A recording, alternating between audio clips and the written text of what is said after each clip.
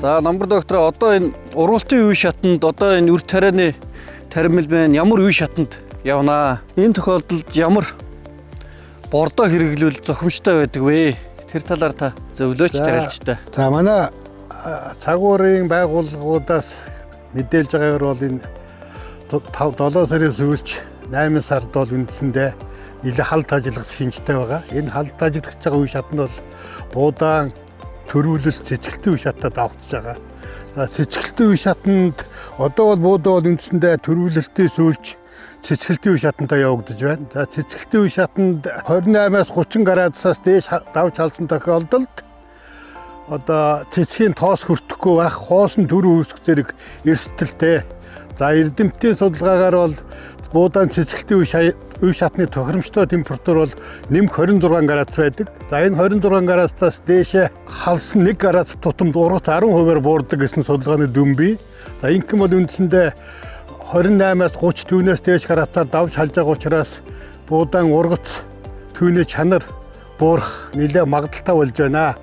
За үүнээс гадна мөн одоо 8 сар гарангуут 8 сар 10 хэд дээр бол үндсэндээ үр цутгалтын үе шат явагдана.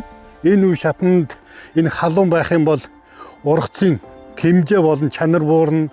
За их халснаар бол үндсэндээ тоос хүртээлт муудаж хоосон төрөө үүсгээс гадна үр хорчих жижигрэх мянган үрийн багасах зэргээр буудаан ургацын хэмжээ буурна. Үүнээс гадна яг энэ үр цутгалтын үе шатанд үрийн уурэг цавлан хэмжээ бас үүсч бий болж идэг. Энэ үе шатанд халснаар болоос уурэг цавлан хэмжээ багасах зэргээр үрийн чанар буурах юм одоо байдал ажиглагдах нэ.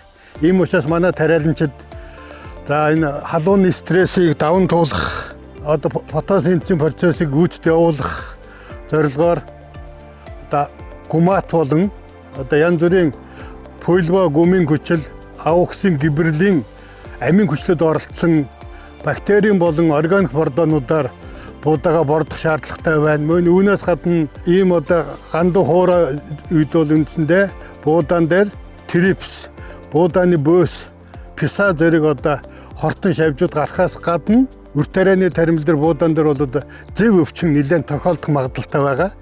Ийм учраас манай тариалж талбайдаа 3-5 хоногийн тутамд ажиглал судалгаа хийж за ийм янз бүрийн хортон өвчин гарсан тохиолдолд одоо зөвлөж байгаа ургамал хамгааллын бодисуудыг тогсон түн нормоор нь цацаж ургацаа хамгаалах шаардлагатай байна.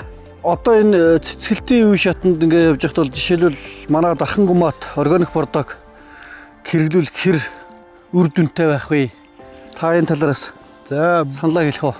би өндөр компани үйлдвэрлэн гаргаж байгаа дархан гумат бордог бид нэр өмнөх жилүүд бол үндсэндээ буудаан цэцгэлт төрүүл цэцгэлтийн үе шатанд гад 1 литр нормоор найруул цацхыг зөвлөжсэн. Ингэж цацхад бол үндсэндээ буудаан үрийн чанар сайжирдаг. Үүнээс гадна бас янз бүрийн стресс, халуун болон хүйтний стрессийг даван туулах чадвар сайтай юм бордоо байгаа. Ер нь тариалжид бол дархан гумат метин, ауксын гибрлийн гумийн хүчил оролцсон амин хүчлүүд нэлээд өндөр агуулмжтай ийм бактерийн болон органик бордоонуудыг сонгож талбайдаа хэрэглэх юм бол үндсэндээ халууны стрессийг тасварлаж ургацын хэмжээ чанар буурахгүй байхад нөлөөлөх юм давуу талтай гэж үзэж байна. Одоо энэ жилийн хувьд болохоор ургац бол ингээд ажтайхан байна.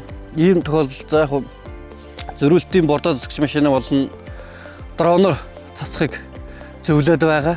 Энэ талаар та хоёр нь юу бодож байна? За энэ тариа арапс метийн талбайд одоо үндсэндээ цэцгэлтийн үе шатд бол үндсэндээ янз бүрийн үрийн чанарыг сайжруулах, халууны стрессийг бууруулах ийм чиглэлийн янз бүрийн шингэн болон бактерийн бордоонууд өргөн шаардлагатай байдаг. Ингээд буудаа бол нэлээд өндөр болсон учраас одоо техникээр цацах боломжгүй нөхцөлд бол дрон ашиглаж цацах боломж өрн бүрдсэн байна. Аж ахуй нэгжид үндсэндээ дроны одоо хувь хүмүүс аж ахуй нэгжид нэлээд дронтой болсон байна. Дроны үйлчлэгээ үзүүлж байгаа юм байлаа. Тийм учраас энэ дроноор цацах юм бол үндсэндээ маш цаг хэмнэхээс гадна бас одоо усны зардал гэсэн бас нэлээд олон зардлууд хэмнэгдэх юм боломжтой байгаа. Үүнээс гадна бас энэ цацалтын техникээр дроноор цацах юм бол бас бордооны чанар сайжрах, бордооны үйлчлэгээ сайжрах зэргээр ийм бас үр дүнгууд гарах байх гэж ингэж бодож байгаа.